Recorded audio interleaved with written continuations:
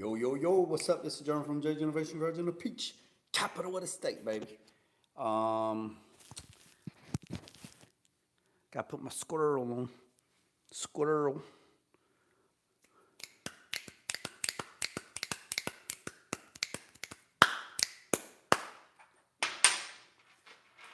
So,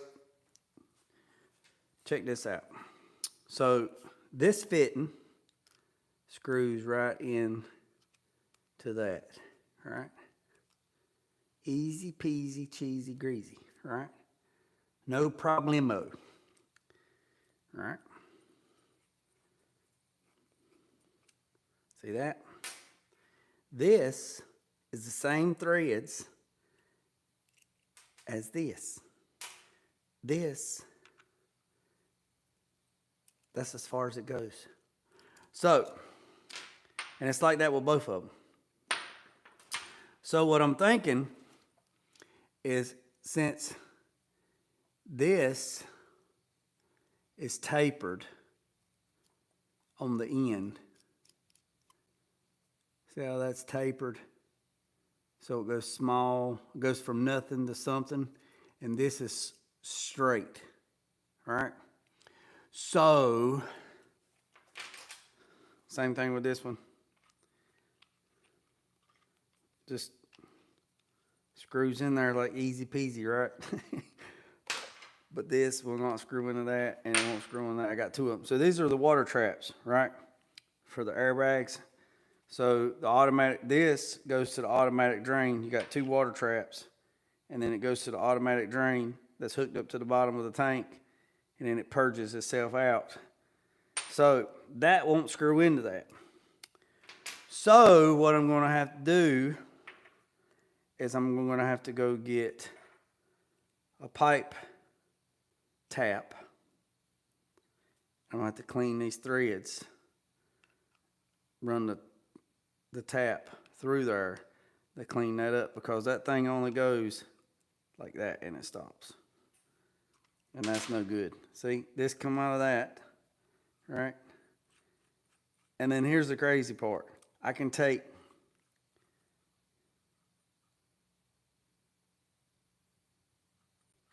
so this this will screw into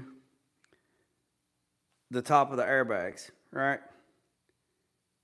Right, that'll screw into the top of the airbags, no problem. That will screw into the airbags, no problem. This will screw into that, no problem, right? But here's the problem. This won't screw into that. And I'm thinking it's because that's tapered. Hold on. Jaden Edwards. Jerome. I think it's because this one's tapered and this is square on the end. So I'm going to go to the hardware and get a tap. And I'm going to run the tap through there and clean this up. Great costume. Happy Halloween, not Hunter. Hold on a second. Thank you for teaching me about water traps. What's up, Jaden? What's up, Jerome?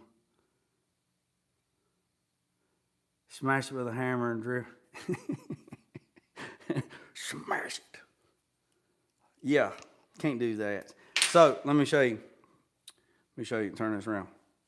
So this is just mocked up, right? This is not the finished floor. Had to do, if you've been following it along, I had to do. So I did a sheet metal floor, and then all that's took care of, and then put 3/4 birch waterproof plywood down. Then I sealed it, put that down.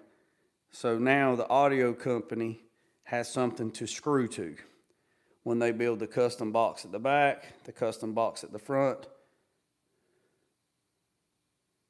Rub the rear end, I see.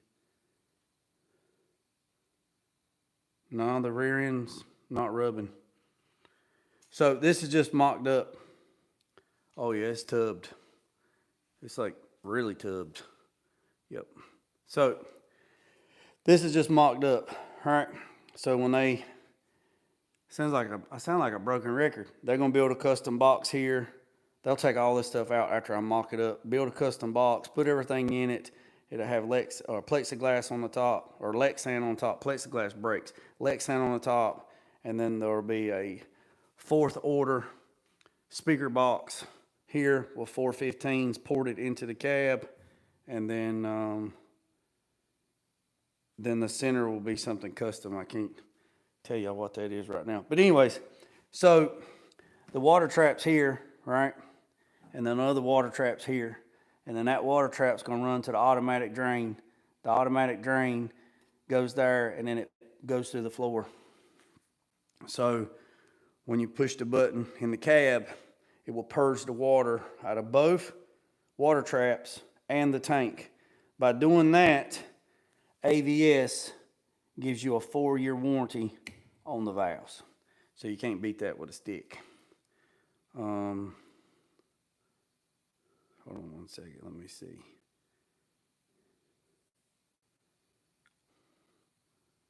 All right, and I ain't gonna be on here long. So I got the slosh tubs in. And I have to get a battery tray to put on the frame rail, because I have to run 5 batteries. 5. So a battery, well, actually 6. Actually got to run 6 batteries. 1 battery for the truck, and then 5 batteries for the 6 batteries. 1 battery for the truck, 5 batteries for the stereo and the air ride compressors. So plus it's going to be two alternators from JS alternators. 2 alternators. I think they're 340 amp, 340 or 320. I can't remember. They got 2 different ones. 320 or 340 alternators. I got to run 2 of them. And then there'll be 4, then the batteries, capacitors. I don't know. That's up to the stereo company, honestly. I just know, man, I've went over this so many times. I feel like I'm telling the same story. There'll be 4 15s in a 4th order box ported into the cab. There'll be door pods, kick panel pods, lights, bells, whistles, all that good stuff. So I talked to the audio store Monday. I think it was Monday I talked to them. And they said they're shooting around 15,000 watts. That's going to be a big draw. Yeah, 15,000 watts. Well, the batteries that they're using, I asked them what batteries did they use, and they said they used the Interstate gel batteries. They said I could buy them or they could buy them, and I said, well, I mean, where are you going to put them at? I mean, because you can't put them in the bed because the bed's going to be completely covered, solid.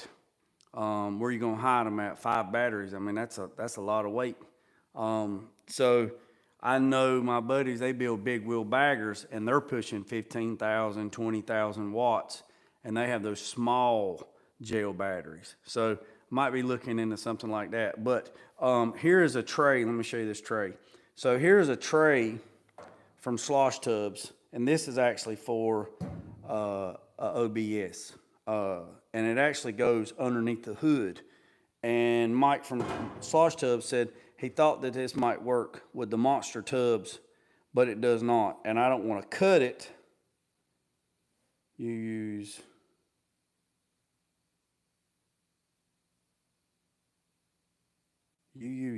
AM every 10 words. Okay. So Mike said, do whatever you have to do with it, cut it, make it work, whatever. So I'm not going to cut it because this is a nice piece. So I've been looking at battery trays. GSI makes a battery tray. there's several battery trays that is offered. But first I got to find the batteries that I'm going to run and then go from there. Because the batteries are actually going to go on the frame rail behind the cab on this side and on that side, because the gas tank is removed and the new gas tank is directly under this, which this is just mocked up for now because this floor is going to be about 4 inches, 3.5 to 4 inches floor all the way back. So when you look at it, the floor will be solid and it'll be completely Lexan all the way across. So you'll have the air ride in the back with a picture window looking into it, and then the speakers with the amps and all that good stuff at the front, and then the center will have some special stuff in the middle, but I can't tell you what that is because it's top secret. So it will be so when you look at it, all this will be flat. It won't be dropped in like Tetris. So if you got to run 5 batteries, or 6 batteries, 5 or 6 batteries. I know it says 5 batteries with 2 alternators. The truck needs a battery for itself just to crank the truck, and then 5 batteries for the rest of it. So if that's the case, hell, might as well go with 6 and put 3 on this side and 3 on that side, and it'd be even. But it is what it is. So, but let me show you this cool stuff right here. So look at this. Machined all this stuff out on the lathe. So here is a plumb bob. Here is a T-handle. Here is a little clamp tool. This screws in on this end, and then that screws down on that. So I wanted to share that with you. So let me turn this around and I'll show you. So here we got a punch, plumb bob, and this T-handle, knurled, and then this piece here. Actually, my oldest son is in college, and he's a first-year student, and this is what he's made this month. So he made all these in the last 2 weeks. So these have been projects for the last 2 weeks. So that's a punch, that's a plumb bob, and that's a clamp with the Acme threads. So that screws into the tooling. That screws into the tooling, and that goes down like that, and then that's a T-handle. So he brought them to me today to let me show. So I wanted to show, hey, check this out. Share it with you guys, and then he's got to take it back. But yeah.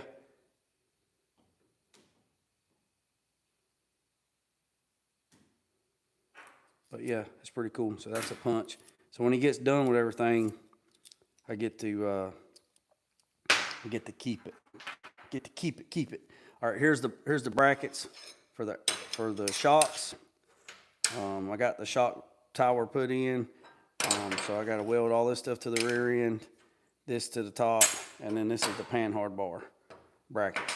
These are super nice, laser cut, good laying machine. Yeah, Ghost, I appreciate it because a year ago, didn't know anything about this.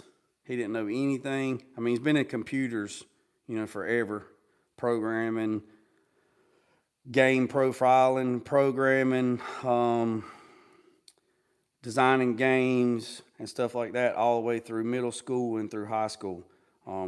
Drones, flying drones, got his pilot's license in drones, all that good stuff. And then he went to the Hans Institute machining, and this is his first year. So he started last August. So he's been in the program for a year.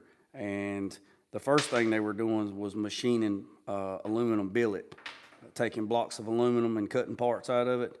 So now they're on the turning lathe, which was the lathe.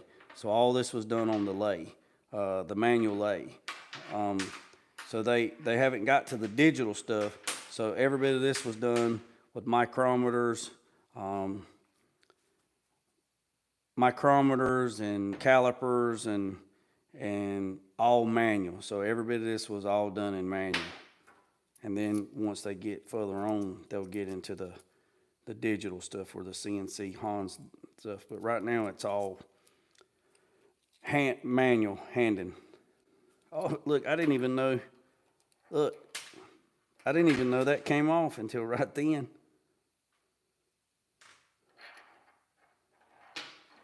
I guess it had to, Jay.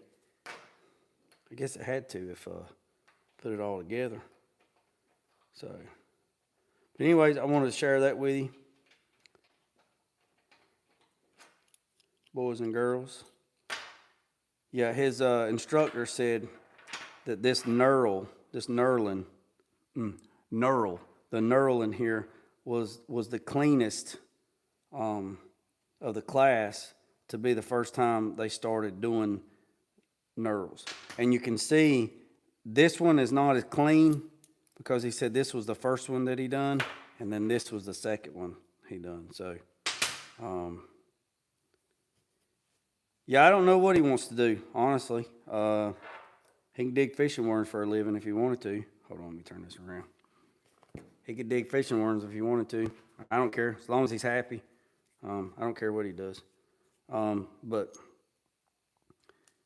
yeah, so I did this a lot at another job, like machining and stuff. But I don't do that anymore. I mean, I know what it is. I just haven't done it in a while. Run a laser table or burn table, cutting out parts and programming parts and CAD and all that stuff. But haven't done it in a while. But if this is something he wants to do, I'll close up JG Innovation Garage and we'll start machining. I'll get some machine tools and we'll start. He's already doing blueprints and stuff for another company. He's doing some R&D stuff for them.